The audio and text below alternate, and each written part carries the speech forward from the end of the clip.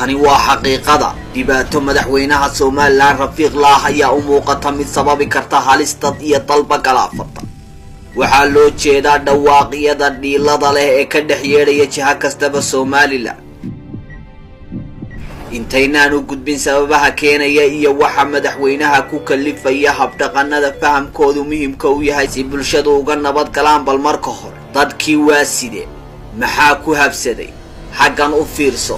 waa hooyooyin ilmaynaya ma askartii qaranka loo adeegsaday baa annaga dadilaya wayooyoy ma sidaasaad u dilaysaan ma caruurtiiyo maantidaad dilaysaan dhinacan kale eeg waa duqayti cataabaya 13 xukun ayaan haystaa kow فلين بدعي ويدا وحكي ساعة حكومة واحد فلين ليلا علي بدعي ويدا هو ما يقدر ويدا رشيد الله كذا عايز الله ليلا ما كم إذا مدحوينها ما أنت كذاير قانوني أنا واحد من المدن ما حلي يروح ولا شيء يجي يقول لي بدو ما شغال ما كل شيء ولا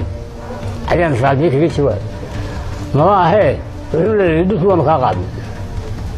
شو بتفكر وأنا كذي dhankan kale baldugo waa sharcigi oo la laalay bal iyana u fiirso waa ciidamadii oo kuwii ay u adeegi lahaayeen loo adeegsaday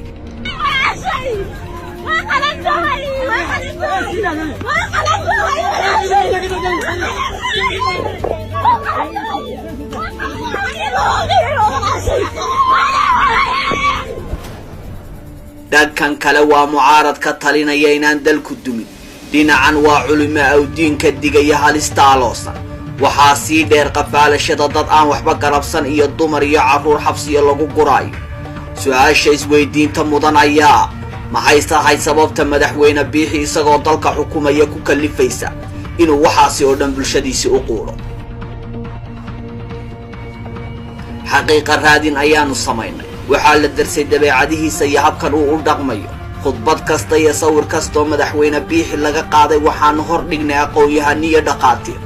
waxaanu turjunnay dhammaan hadalladii iyo khudbadaha uu hore u jeedshay waxaanu la xidhiidhnay dhowr iyo 50 qof oo isugu jira dhaqaatiir iyo aqoon-yahanin waaweyn oo Soomaaliya ajaanib bale waxaanu helnay maxsuulka xog ururinta baadigoo baanu galay muddo badan qaatay waxay nagu riday daraasado waaweyn oo dunida hore isugu tagtay kawkabkan aynu ku guud noolahay ma jirto waxaa la darsi habdhaqanka noocana oo laga sameeyay daraasooyin muddooyin fara badan lagu hawlanaa ayaa waxay daaha ka qaadeen inay tahay xanuun ku dhaca maskaxda aadamaha kaasi oo ka halis badan cudur kasta oo maskaxda aadamaha asiiba cudurrada maskaxda ku dhaca oo sida la yaqiinsan yahay 97% dhibaatadoodu hal qof ay ku kooban tahay hase yeeshee kan haatan dhammaan calaamadihiisa ay ka soo ifbixeen madaxweynaha Soomaaliland Muuse Biixi Cabdi ayaa ah mid waxyeeladiisu daran tahay taasoo ay sii xoojinayso mas'uuliyadda uu hayaa saameynta cudurkani ku leeyahay xanuunkan waxa lagu magacaabaa malignant narcis wuxuu ku dhacaa maskaxda qofka ibni aadanka waxaana halista iyo dhibaatadiisu ugu baaxad weyn tahay kolka qofkaasi bulshada in uu mas'uuliyad u hayo macallinimada ha ahaatee sidoo kale xanuunkan lagu ogaaday baaritaano ay wada sameeyeen jaamacadaha George Washington iyo Cornell University oo qoray cilmi baarista daraasada la magac baxday Leaders and Followers in Dangerous World taasoo soo baxday sanadii 2004 ayaa daaha ka qaaday waxay sheegeen in hogaamiyayaasha u dhaqma guul isaga u gaara dareemid la'aan dhibaatada dadka nacbeynshaha wanaaga shaki iyo khaakhaya waxa loogu yeedho paranoia iyo in ay wax walba xoog ku muquuniyaan waxa ku keena inuu yahay xanuunkaas sida daraasaduhu sheegeen waxa kale oo jira sifooyin kale oo lagu garto dhaqanka iyo dabeecadaha qofka qaba xanuunkan habdhaqankaas oo la yahay sadistic waxa uu sababa in qofkaasi kaliya ay raali geliso waxa mujtamaca dhiba waxa qofkaas masiibadani haleesho raali gelinaya qaylada cadtowga tawaawaca ilinta cabashada saawaha uu umada bado iyo sida uu isagu dadka karaamada ugu qaaday ugu sameeyo waxa loogu yeedho afka qalaad humilitate waxa qofkan dhibta in laga caban waayo la dhibtoon waayo la qaylin waayo iyo in dadku kala kulmaan wax raali geliya xataa xayawaanka maaha qof u fiican qofka uu ku habsado xanuunkan calaamadihiisa ay ka soo ifbixeen dhammaantoodba madaxweyne muuse biixi cabdi wuxuu dagaal ba'an la gaalaa cadaaladda wuxuu burburiyaa wax kasta oo u sabab noqon kara in bulshadu dhib kaga baaqsato isagoo u sii maraya mas'uuliyadda lagu aaminay wuxuu la col yahay in khaladaadkiisa wax laga weydiiyo wuxuu ka dheeraa dadka ehlu cilmiga iyo ehlu caqliga wuxuu xushaa oo aad u ilaashadaa kuwa aadka ugu dhagan nugul ee ka shaqeeya waxa raali geliya oo oohinta iyo dadka dhibaatayntoodu ay kow ka tahay waxaa kale oo jirta qayb kale oo iyana xanuunkan xidhiidh la leh oo ah waxa loogu yeedho egocentric waa qof wax waliba keligii ka bilaabmaan keligiina ku dhammaadaan cidda la talisa ee doonta inay saxdana wuxuu u aqoonsan yahay qofkani cadowgiisa koowaad qofka lagu sallido xanuunkan bahalka ah waxaa kaloo si weyn loogu gartaa inaanay qofkaasi maalka adduunyada guud yaaloo dhammi aanu deeqi karin hurdadu waa ku yar tahay waxaanuu doonaa si uu hurdo u helo in loo soo ururiyo dhammaan dhawaaqyada iyo cabashooyinka agagaxale ee kasoo yeedhaya bulshadiisa xanuunkan oo madax badan iyo shacabkoodii galaaftay xataa kuwa shirkada maamulaya iyo shirkadahaasiba sahayday ayaa xilligan madaxweyne biixi la maraya meel aad u xun ficilada uu ku kacayo ee xanuunku sababay waxaa ka mid ah daawade halkan bal u fiirso waa neef geela hashan wuxuu doonayaa madaxweynuhu inuu maalo hase yeeshee si ay hashu u xanuunsato waa kan oo wuu qaniinayaa inay dhibaatooto ayuu u qaniinayaa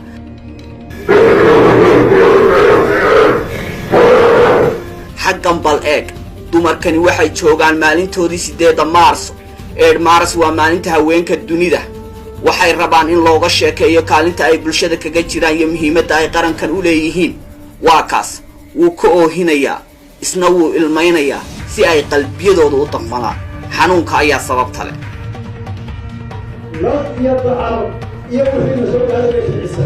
maantana colaad hadle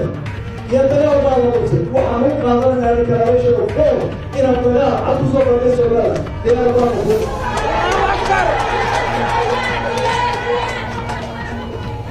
dhankan kale soo eeg wuxuu ku raaxaysanayaa burburinta bulshadiisa cabashadoodu waa badhaadhihiisa guryahoodii ayuu xoog kaga qaadayaa waa uu xidhxidhayaa si ay xanuun u dareemaan sababtu waa cudurka haleelay madaxweynaha oo meeshii u darayd xilligan la maray sida daraasadaha ku cad qofka xanuunkan la rafiiqa waa qof been badan oon wacad lahayn wax kasta oo wax ku saxmayaan ama bulshadiisa tabashadooda buuxin kartana waa uu ka dheeraada bal dib u eeg inta shirar ee dalka ka dhacday oo beelaha dalka wada degaa u soo gudbiyeen si xal loogu helo ama wax looga qabto halkoodii madaxweyne biixi kama u hoos qaaday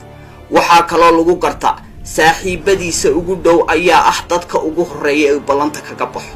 waa kan Professor Samatta oo ka warramaya markuu Muuse dhisayay ee la doonayay inuu madaxweyne noqdo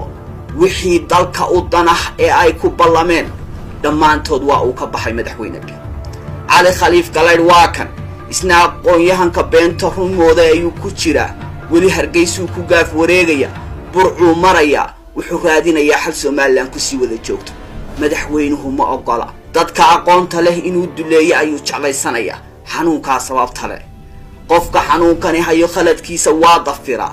oo been ayuu isku difaaca sidaynu hadda ka hor u soo joognay madaxweyne biixi xilalka qaranka nooca uu ka yeelay iyo sida uu bulshada Soomaaliland ugu xaq sooray waata isagoo hal qoys wada siiyay intaasoo xilal ah waxba lagama weydiin karo si uu wax yidhi haddii wax laga weydiiyo waa kan wuu dafirayaa wuxuu leeyahay qalmaan soo qaata bal tiriya waxaan sameeyay waxba kama jiraan xanuunka sababta leh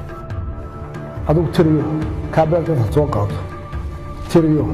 haddaan balanskii reeruhu iyo aan isu miisaanin dee waa horta la faalaas haddii isu miisaanina tiraabada taala meesha waa wax la yaqaano tirinayo marka la isku haysto beeruhu ma miisaano tirada sida dhaqaatiirta iyo aqoon-yahanka xaqiiqo raadinta nala gashay oo qaarkood ajaanib yihiin saan hore u soo sheegnay ay xaqiijiyeen kolkay daawadeen muuqaaladiisa sawiradiisa fasireen luuqadda jidhka aadamaha dad ku xeeldheer aan la kulannay wuxuu kaloo mar kasta doonaa qofka xanuunkaasi haya inuu dadka cabsi geliyo muuqaalkani wuxuu ka mid yahay kuwaanu la wadaagnay dhaqaatiirta iyo dadka aqoonta u leh akhrinta luuqadda jidhka. muuqaalkani waa maalin madaxweynuhu shir jaraa'id qabanaya. waxaa ka qayb galay shirkaa jaraa'id 40 saxafi in ka badan. sida kaaga muuqata luuqadda jidhkiisa waa kan uu qamuyeysanaya. argagaxgelin ayuu muujinayaa. waxay culimmadu ku sharaxday inay tahay cabsigelin. waxay kaloo tilmaameen kolka uu heerkaas marayo tallaabada keliya ee la qaadi karaa inay tahay in bulshada la fahansiiyo halista xanuunka madaxweynaha rafiiqa la ah uu dad iyo dunyaba ku keeni karo. واسكرتي قرك الله عليك سبب عنك تدليا ويويوي